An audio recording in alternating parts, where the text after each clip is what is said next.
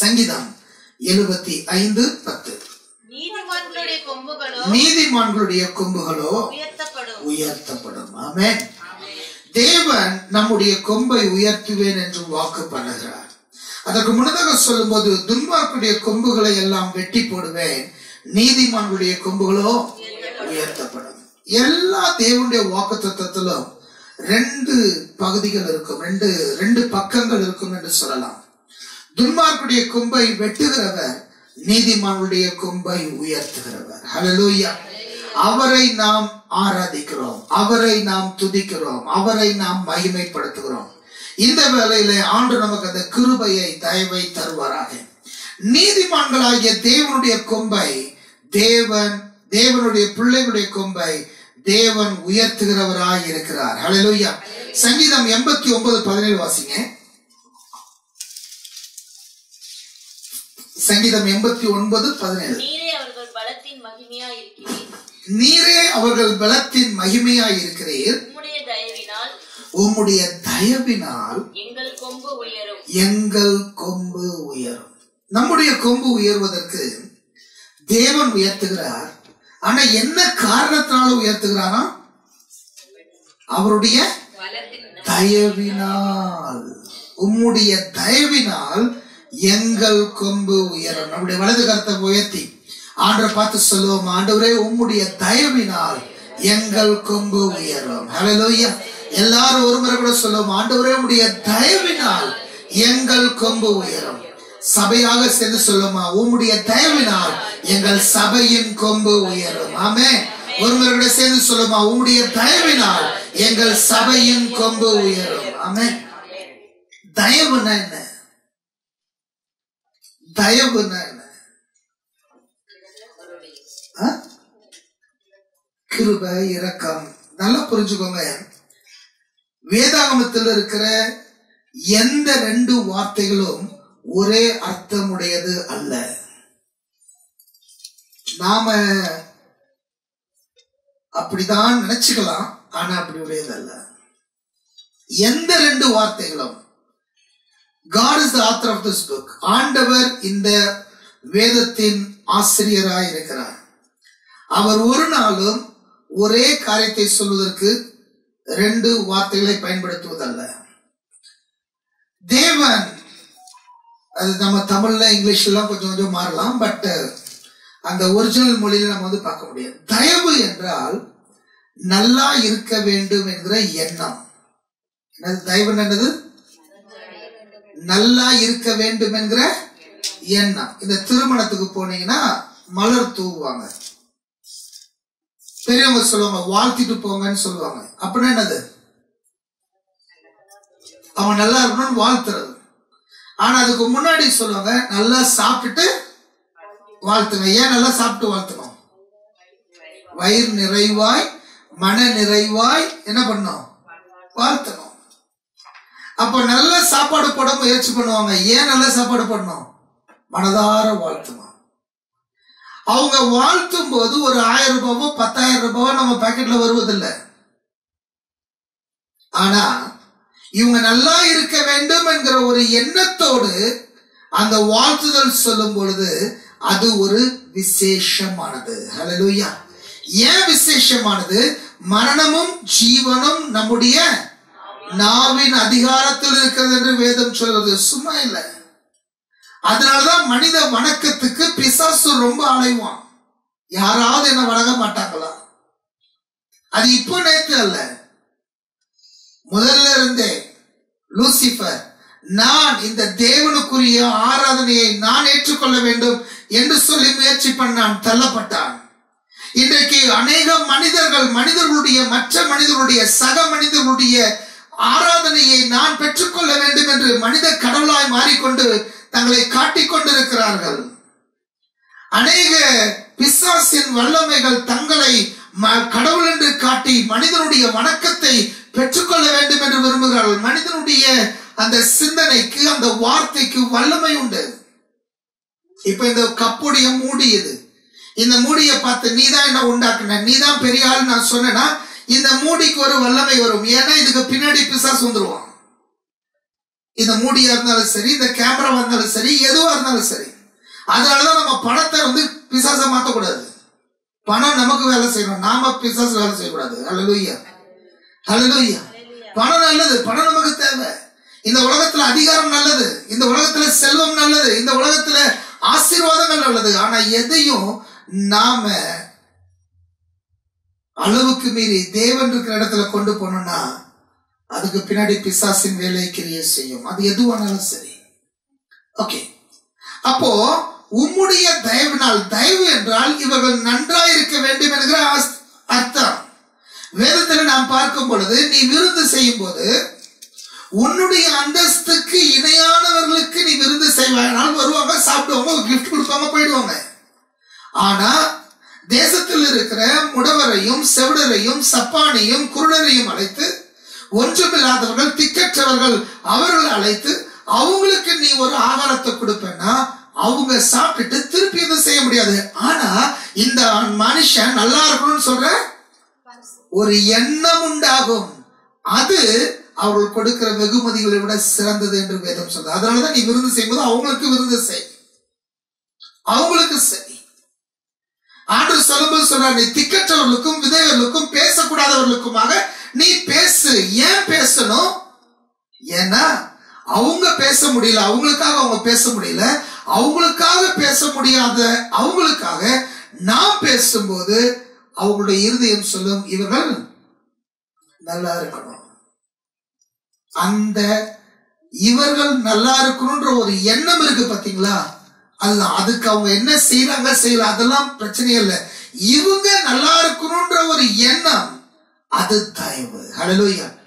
இயேசு கிறிஸ்து எதிர வளர்ந்தார்? மனிதர் தயவிலே வளர்ந்தார். இயேசுவை கொலை செய்யணும்னு நிறைய பேர் முயற்சி பண்ணான். ஆனா இயேசு நல்லா இருக்கணும்னு ஒரு சிலருடைய தயவு. முழு தேசமும் சேர்ந்து இவனை சிலுவையில் அறையுங்கள், இவனை அகற்றுங்கள் என்று சொல்லி சத்தமிட்டது. ஆனா ஒரு சிலர் அவருக்காக அழுதார்கள், புலம்பினார்கள். நம்முடைய வாழ்க்கையில் நிறைய பேர் எப்படியா இருக்கலாம். ஆனா ஒரு சிலர் நம்ம நல்லா இருக்கணும்னு அவங்க என்ன பண்ணணும்? விரும்பணும். ஓகே, இவங்க நல்லா இருக்கணும்ன்ற விரும்புறது. இயேசுவை பார்த்து அந்த ஸ்திரீகள் அழுதார்கள். ஏன்? ஐயோ இவருக்கு இப்படி ஆயிடுச்சு. இயேசுவிடத்திலிருந்து நன்மையை பெற்றவர்கள் இயேசு சிலுவையில் அறையப்படும் பொழுது அழுதார்கள், இவர்களுக்கு இப்படி ஆயிடுச்சு, இவருக்கு இப்படி ஆயிடுச்சு, இவர் நன்றாய் இருந்திருக்க வேண்டுமே. பரபாசு இயேசு இருந்த இடத்திலே அவன் இருந்திருக்க வேண்டும். ஆனால் அவன் தப்புவிக்கப்பட்ட பிறகு ஐயோ ஐயோ தேவ பிள்ளையே, நன்றாய் இருக்க வேண்டும் என்கிற எண்ணம், அதுக்காக செய்கிற காரியங்கள்ல நாம எப்பொழுதுமே ஜிபேல எவ்வளவு வருது அதுதான் பார்த்துட்டு இருப்போம். ஆனா ஆண்டவர் நீ நல்லா இருக்கணும்ன்ற ஒருத்தனுக்கு என்ன இருக்கு பத்தியா, அது மனித தயவு. இங்க நம்ம சொல்லுவது மனித தயவு அல்ல, தேவ தயவு. அந்த தேவ தயவுனா என்னப்போ, நான் நல்லா இருக்கணும்னு அவர் நினைக்கிறார். இப்ப அந்த சங்கீதத்தை வாசிப்போமா? 89:17. உம்முடைய தயவினால் எங்கள் கொம்பு உயரும். ஹல்லேலூயா. நான் நல்லா இருக்கணும்னு நீங்க நினைக்கிறதுனால எங்க கொம்பு என்ன பண்ணும்? உயரும். சொல்லுவோமா? நான் நல்லா இருக்கணும்னு நீங்க நினைக்கிறதுனால என் கொம்பு உயரும். ஹல்லேலூயா. நாங்க நல்லா இருக்கணும்னு நீங்க நினைக்கிறதுனால எங்கள் கொம்பு உயரும். குனியமுத்தூர் அசம்பிளிஸ் ஆஃப் காட் சபை நல்லா இருக்கணும்னு தேவன் நினைக்கிறதுனால சீக்கிரமாய் நாம் நம்முடைய இடத்தை சுதந்தரிப்போம். ஹல்லேலூயா. அவர் நினைக்கிறார், அவர் நினைக்கிறார். ஹல்லேலூயா. நாம் நல்லா இருக்க வேண்டும் என்று அவர் நினைப்பதினாலே நம்முடைய கொம்பு உயரும். ஹல்லேலூயா. நாம ஏதோ செஞ்சிட்டோம், சாதிச்சிட்டோம், அதை பண்ணிட்டோம், இதை பண்ணிட்டோம் என்பதனால இல்ல, நாம நல்லா இருக்கணும்னு நினைக்கிற நம்முடைய அன்பு தகப்பன் இருக்கிறார். ஹல்லேலூயா. ஹல்லேலூயா. நீங்க நல்லா இருக்கணும்னு நினைக்கிற அன்பு தகப்பன் இருக்கிறார்.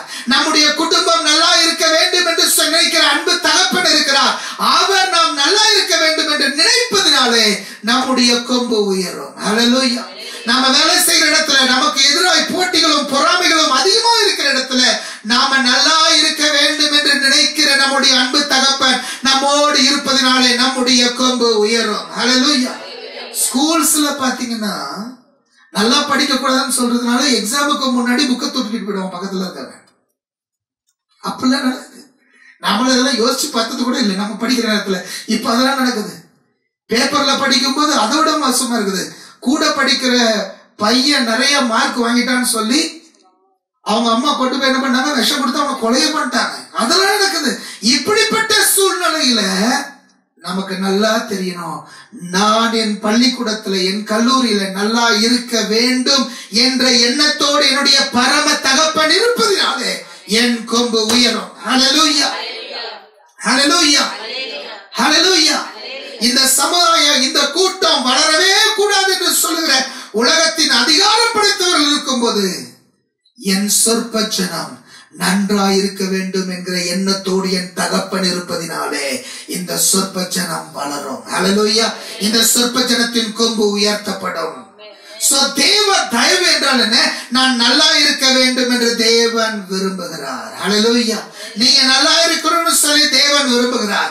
நாம நல்லா இருக்கணும்னு சொல்லி தேவன் விரும்புவதனாலே என்னுடைய கொம்பு உயரும். ஹல்லேலூயா, ஹல்லேலூயா. சங்கீதம் 148:14 வாசிங்க. இல்ல ஓகே வாசிங்க. சங்கீதம் 148:14. அவர் நம்முடைய பரிசுத்தவான்கள்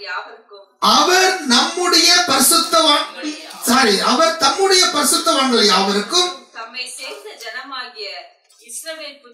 தம்மை சேர்ந்த ஜனமாகிய இஸ்ரவேல் புத்திரருக்கும் கொண்டாட்டமாக தம்முடைய ஜனத்திற்கு ஒரு கொம்பை உயர்த்தினார்.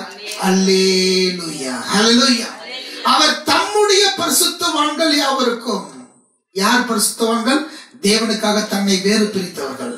தம்முடைய பரிசுத்தவான்கள் யாவருக்கும், தேவனுக்காக தங்களை வேறு பிரித்தவர்கள் யாவருக்கும், தம்மை சேர்ந்த ஜனமாகிய இஸ்ரவேல் புத்திரருக்கும் கொண்டாட்டமாக as a celebration தம்முடைய ஜனத்திற்கு ஒரு கொம்பை உயர்த்தினார். அது எந்த கொம்புங்க? இயேசு கிறிஸ்து என்கிற கொம்பு. எங்க நாம பார்க்கிறோம்? லூக்கா 1:69 வசனம் முதல் 75 வசனம் வரைக்கும் வாசிக்கும் போது, கடைசி வசனத்தை வாசிங்க. 75, லூக்கா 1:75. நம்முடைய தாசனாகிய தாவீதின் வம்சத்திலே நமக்கு இரட்சணிய கொம்பை ஏற்படுத்தினார். ஹல்லேலூயா, ஹல்லேலூயா. 68 வசனமோ 67 வசனத்துல இருந்து ஆரம்பிக்குது. அதோடைய விளக்கத்தை சொல்லி கடைசியில சொல்றாரு, தம்முடைய தாசனாகிய தாவீதின் வம்சத்திலே நமக்கு ஒரு இரட்சணிய கொம்பை ஏற்படுத்தினார். ஹல்லேலூயா. இது ஏன் வந்தது? உலக தோற்றத்துக்கு முன்னதாக நான் நன்றாய் இருக்க வேண்டும் என்று சொல்லுகிற தயவு என் தேவனிடத்தில் இருந்ததினாலே அவர் உலக தோற்றத்தின் முன்னதாகவே நமக்காக ஒரு இரட்சணிய கொம்பை தேவன் ஏற்படுத்தினார். ஹல்லேலூயா. அந்த இரட்சணிய கொம்பு எப்படி வந்தது? தம்முடைய ஜீவனை நமக்காக கொடுத்து இரட்சணிய கொம்பை தேவன் ஏற்படுத்தினார். ஆமென், ஆமென், ஆமென். அது சும்மா வரலங்க, ஏனோ தானோ வரல.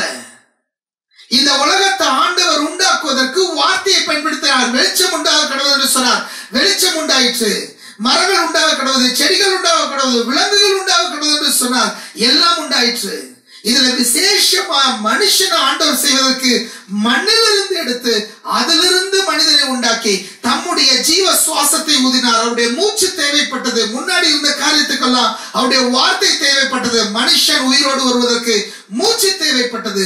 ஆனால் இழந்து போன மனிதனை தேவனோடு சேர்ப்பதற்கு தேவனுடைய உயிர் தேவைப்பட்டது. அவர் இந்த உலகத்தில் வந்து நமக்காக 3 ஆணிகளிலே தம்முடைய ஜீவனை கொடுத்தார்.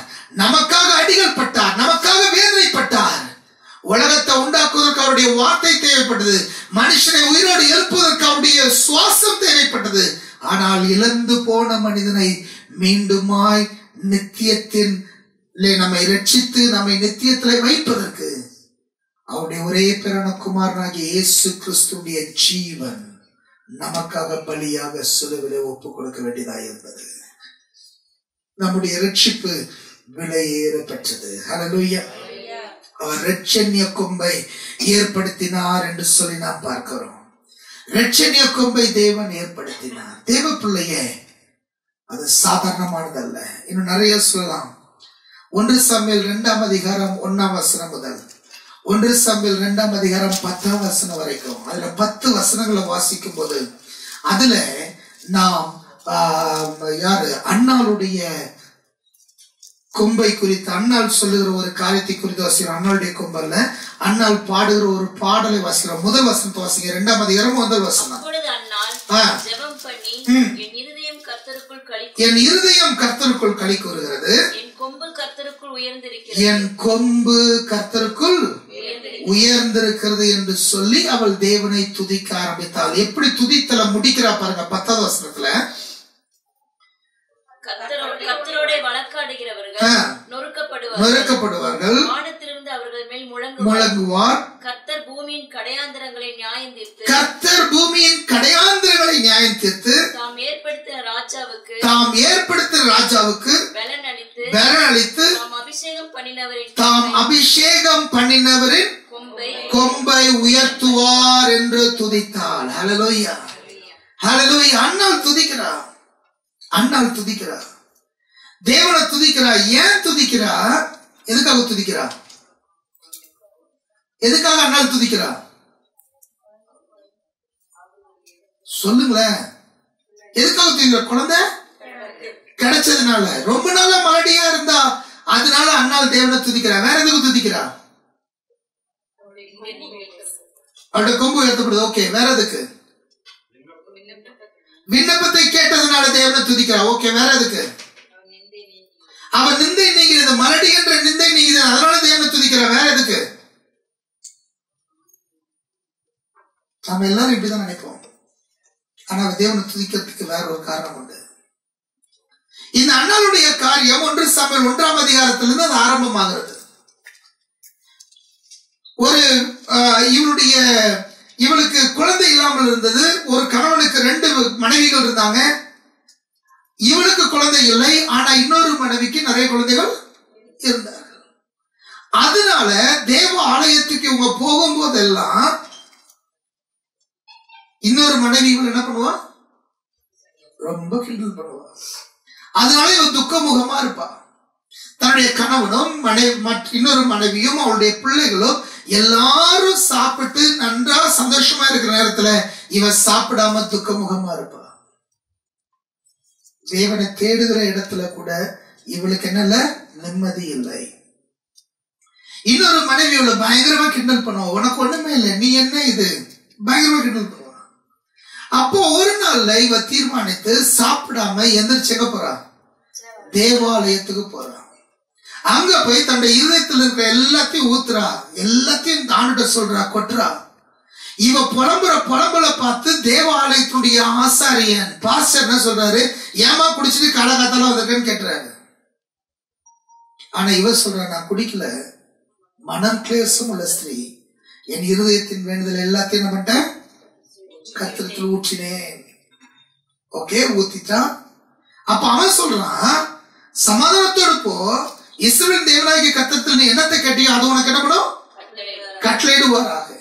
அதுக்கப்புறம் வேதம் சொல்லுது, அவள் துக்கமுகமாய் இருந்ததில்லை. காலமாகிறது, அவளுக்கு ஒரு குழந்தை பிறக்கிறது.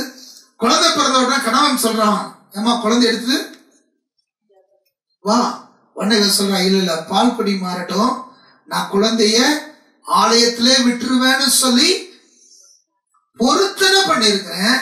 ஆகவே இந்த குழந்தை பால் குடி மாறுற வரைக்கும் நான் வைத்து விட்டு அதுக்கப்புறமா நான் ஆலயத்துல வந்து இந்த குழந்தையை விட போகிறேன். ஓகே, சில வருஷங்களாகுது, மேபி 4 or 5 years ஆயிருக்கலாம்.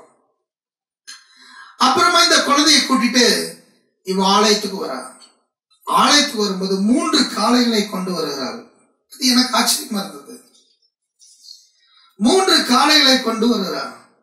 கொண்டு வந்து அவ ஆலயத்துல பலியெல்லாம் செலுத்திட்டு சாமுவேலையும் ஏலியுடைய கையில கொடுத்துட்டு, என் பையனையும் உங்க கையில கொடுத்துட்டு, ஓகே 27வது வசனம், இந்த பிள்ளைக்காக விண்ணப்பம் பண்ணினேன், நான் கர்த்தரிடத்தில் கேட்ட என் 1ஆம் அதிகாரம் 27வது வசனம், என் விண்ணப்பத்தின்படி எனக்கு கட்டளையிட்டார். ஆகையால் அவன் கர்த்தருக்கென்று கேட்கப்பட்டபடியினால் அவன் உயிரோடு இருக்கும் சகல நாளும் அவளை கர்த்தருக்கே ஒப்புக் கொடுக்கிறேன் என்றால் அவள் அங்கே கர்த்தரை பணிந்து கொண்டாள்.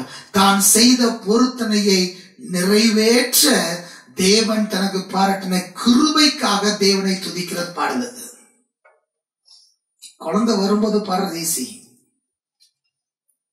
ஆனா வந்த குழந்தைய தேவனுடைய ஆலயத்துல கொண்டு போய் விட்டுட்டு வாய்ஸ் ஃபுல்லா இந்த குழந்தை இங்கதான் இருக்க போகுது, இங்கதான் வளர போகுது, இங்கதான் தங்க போகுது என்று சொல்லி தேவ சமூகத்துல கொடுத்து விட்டு, ஆண்டவரே இதை செய்வதற்கு எனக்கு பலனையும் ஆரோக்கியத்தையும், ஏன்னா எந்த நேரத்திலும் இவன் மாத்திருக்கலாம், யாருக்கும் சொல்ல வேண்டிய ஒரு அவசியமும் இல்லை.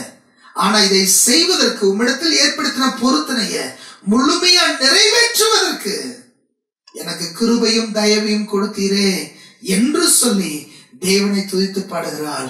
என் கொம்பை உயர்த்தினே. It's amazing. It's amazing. தேவன் நமக்கு எல்லா நேரத்திலும் உண்மையா இருக்கிறார். ஆனா தேவனுக்கு நாம உண்மையா இருக்க தேவ கிருபை நமக்கு தேவை. ஹல்லேலூயா. தேவனிடத்தில் நாம் ஏற்படுத்தின உடன்படிக்கைகளை நிறைவேற்ற தேவ கிருபை நமக்கு தேவை. நம்ம பரிசுத்தமா வாழ்வதற்கு தேவ கிருபை தேவை, தேவ தயவு தேவை, தேவ இரக்கம் தேவை. நம்முடைய பலத்தில் வர முடியாது. அதை அறிந்தவள் சொல்ற, ஆண்டவரே என்னுடைய கொம்பை உயர்த்தினேர் என்று ஆரம்பிக்கிறாள். தேவன் என் கொம்பை உயர்த்தினார் என்று சொல்லி என்ன பண்றா, அந்த துதியை முடிக்கவும் செய்கிறாள். தேவ பிள்ளைய ஆண்டவர் சும்மா விடுகிற தேவன் அல்ல. அதுக்கு பின்னாடி அவளுக்கு பல பிள்ளைகளை தேவன் தந்தார். அண்ட் அந்த பிள்ளை சாமுவேல் என்று சொல்லி அந்த பிள்ளை முழு இஸ்ரவேல் தேசத்தையும் ஆளுகை செய்கிற தீர்க்கதரிசியாகவும் ஆளுகை செய்கிற மகனாகவும் நியாயம் தீர்க்கிற மகனாகவும் தேவன் உயர்த்தினார். சாமுவேலை போன்ற ஒரு நியாயாதிபதி அவனுக்கு முன்னும் பின்னும் இருந்ததில்லை. ஹல்லேலூயா. தேவன் ஒரு நாளும் கடன் பட்டவர் அல்ல. ஆமென், ஆமென். சங்கீதம் 92:10 வாசிங்க. ஆண்டவர் நம்முடைய கொம்பை எப்படி மாற்றுகிறாராம்? சங்கீதம் 92:10. என் கொம்பை காண்டாமிருகத்தின் கொம்பை போல உயர்த்துவீர், புது எண்ணெயால் அபிஷேகம் பண்ணப்படுகிறேன். ஆண்டவர் நம்முடைய கொம்பை காண்டாமிருகத்தின் கொம்பை போல உயர்த்துவீர். காண்டாமிருகத்துடைய கொம்புக்கு முன்னாடி யாரும் என்ன பண்ண முடியாது, நீக்க முடியாது. காண்டாமிருகம் பார்த்திருக்கீங்களா? நம்மளாம் பார்க்கறது ரொம்ப கஷ்டம். கோயம்புத்தூர்ல இல்ல. ஓகே, மெட்ராஸ்ல என்னைக்காவது போனீங்கன்னா அதோட போய் பாருங்க, அதோட இயற்கையை பாருங்க, காண்டாமிருகத்தை போய் பாருங்க. அது நடக்கிறதே நம்ம இந்த என்ன சொல்றது, இந்த மிலிட்டரியில இந்த யுத்த காலத்துல கேடகம்லாம் போட்டு வருவாங்கல்ல, அதோட கேடகமா தான் அதோடைய உடம்பே இருக்கும். காலை பார்த்தீங்கன்னா காலுக்கு ஒரு கேடகம் மட்டும் பெருசா இருக்கும். உடம்ப பார்த்தீங்கன்னா உடம்புக்கு ஒரு கேடகம் போட்டதாட்டம் இருக்கும். முகத்தை பார்த்தீங்கன்னா முகத்துக்கு ஒரு கேடகம் போட்டதாட்டம் இருக்கும். அந்த காண்டாமிருகத்தின் கொம்பு கொப்பாய் தேவன் நம்முடைய கொம்பை என்ன பண்றாரா, உயர்த்துவார். புது எண்ணெயால் அபிஷேகம் பண்ணப்படுகிறேன். இந்த காலை வல்ல தேவனுடைய பிள்ளைய ஆண்டவர் நம்மை கொம்பை உயர்த்துகிற தேவனாய் இருக்கிறார். ஆண்டு நம்ம ஒவ்வொருடைய கொம்பையும் தேவன் உயர்த்துகிறார். அண்ணால் ஜெபித்தால் பதில் கிடைத்தது.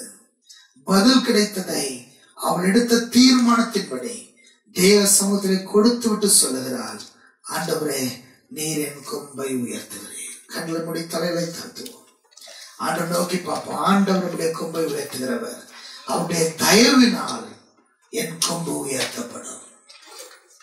நீ நல்லா இருக்கணும்னு நினைக்கிற ஆண்டவர் உன்னோடு கூட இருக்கிறார். சகோதரனே, சகோதரியே, நீ நல்லா இருக்க வேண்டும் என்று விரும்புகிற அன்பு தகப்பன் நம்முடைய தகப்பனா இருக்கிறார். தேவ பிள்ளையே, நம்ம சுகமா இருக்கணும்னு விரும்புகிற நல்ல ஆண்டவர் நம்முடைய தேவனாய் இருக்கிறார். அவருடைய தயவினால் நம்முடைய கொம்பு உயரும். காண்டாமிருகத்தின் கொம்பு கொத்த உயர்த்துவாய் தேவன் நம்முடைய கொம்பை உயர்த்துவார். புது எண்ணெயினால் நான் அபிஷேகம் பண்ணப்படுவேன்.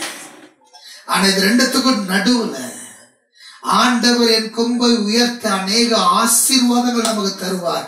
ஆசீர்வாதங்கள் அல்ல, நான் தேவனோடு செய்த உடன்படிக்கை, நான் தேவனுக்கு எவ்வளவு உண்மையாயிருக்கிறேன். அந்த பாக்கியம் சாக்கியம் ஒரு சிலருக்கு மாத்திரமே. 10 குஷ்டரோகிகள் சுஸ்தமாக்கப்பட்டார்கள். ஒருவன் மாத்திரம் வந்து தேவனுக்கு நன்றி செலுத்தினான். ஆண்டவர் 9 பேரை குறித்து கேட்கிறாரு. சுகமானவர்கள் 10 பேர் அல்லவா, மீதி 9 பேர் எங்கே? ஆனா அவனுடைய பதில் ஆண்டவர் எதிர்பார்க்கலாமா? நன்றி இல்லாதவங்க, நன்றியுள்ள நீ வந்திருக்கிற, அவனுக்கு ரட்சிப்புக்கு ஏற்ற வழியில தேவன் நடத்துகிறார். அவன் கொம்பு உயர்த்தப்படுகிறது. அநேக ஆசீர்வாதங்களை பெற்றவர்கள் அனைவரும் வரலாம். ஆனா கண் குருடாகி அவன் அந்த ஆசீர்வாதங்கள் மத்தியில கண் குருடாகி அவனுடைய சுகம் கிடைத்த உடனே அவனை சபையிலிருந்து புறம்பே தள்ளினார்கள் என்பதை இயேசு கேள்விப்பட்டு ஆண்டவர் அவனை தன்னோடு சேர்த்து கொண்டார். பாக்கியம் அவனுக்கு வந்தது. காண்டாமிருகத்தின் கொம்பாக தேவன் அவனை உயர்த்தினார். தேவ பிள்ளையே, நாம பெற்றுக்கொள்ளுகிற ஆசீர்வாதங்கள் அல்ல நம்முடைய ஜெயம். அந்த ஆசீர்வாதத்திலே நாம் உண்மையா இருந்து உயர்த்தப்படுவது நம்முடைய ஜெயம். இந்த உலகத்திலே ஆண்டவர் நமக்கு பலத்தின் மீதிலே 80 வருஷங்களே 100 வருஷங்களே கொடுக்கலாம். அதுல சுகமா இருந்தோம் வாழ்ந்தோம் என்பதல்ல நம்முடைய ஜெயம். அந்த மத்தியில நான் தேவனுக்கு உண்மையாய் இருந்தேன் என்று தேவனிடத்தில் நன்மை பெறுவது நம்முடைய ஜெயம். தேவன் நமக்காக வைத்திருக்கிற அந்த நித்திய மேன்மையை சுதந்தரிப்பது நம்முடைய ஜெயம். இந்த உலகத்தின் பாடுகள் இனி வரப்பட போகிற அந்த மேன்மைக்கு இணையானது அல்ல. இப்பொழுது இருக்கிற இந்த பாடுகள் என் தேவன் எனக்காக வைத்திருக்கிற அந்த மேன்மைக்கு இணையானதல்ல. ஆகவே இந்த பாடுகளை ஒரு பொருட்டாக எண்ணாமல் என் தேவன் எனக்கு செய்கிற நன்மைகளுக்காக, என் தேவன் எனக்கு பாராட்டுகிற கிருபைகளுக்காக நான் ஓட தேவன் எனக்கு கிருபை தருவார். தேவ பிள்ளையே, நீ நன்றாய் சுகமாய் இருக்க வேண்டும் என்று விரும்புகிற தேவனை நீயும் நானும் தேவனாய் கொண்டிருக்கிறோம். நாம் நன்றாய் இருக்க வேண்டும் என்று விரும்புகிற அன்பு தகப்பனை நம்முடைய தேவனாய் கொண்டிருக்கிறோம். அவருடைய தயவினால் நம்முடைய கொம்பு உயரும். அவருடைய தயவினால் நம்முடைய கொம்பு உயரும். நம்முடைய ஓட்டத்தினால் அல்ல, நம்முடைய செய்கையினால் அல்ல, அவருடைய தயவினால் நம்முடைய கொம்பு உயரும். இந்த காலையில் ஆண்டவரை பார்த்து சொல்லுங்க, ஆண்டவரே, நித்திய ரட்சிப்பின் காரணரே, உம்முடைய தயவினால் எங்கள் கொம்பு உயர்த்தப்படுவதாக. அன்றே காண்டாமிருகத்தின் கொம்பு கொத்த கொம்பா எங்களுடைய கொம்பு உயர்த்தப்படுவதாக. புது எண்ணெயினால் நாங்கள் அபிஷேகம் பண்ணப்படுவோமாக. அப்பா, உதவி செய்யப்பா. அன்றே நாங்கள் ஜெபிக்கிற ஜெபத்துக்கு நீ தருகிற ஆசீர்வாதங்கள் அல்ல ஆண்டவரே எங்களுடைய ஜெயம். அந்த ஆசீர்வாதங்கள் உண்மையா இருந்து எங்களுடைய கொம்பு உயர்த்தப்படுவது எங்களுடைய ஜெயம் ஆண்டவரே. அந்த ஆசீர்வாதங்களை சிறப்பாக இருந்து ஜெயிக்கப்படுவது எங்களுடைய ஜெயம் ஆண்டவரே. அதை நீர் எங்களுக்கு தருவீராக. அதை என் தேவன் நீர் எங்களுக்கு கட்டளையிடுவீராக. அதை என் தேவன் எங்களுக்கு நன்மை செய்வீராக.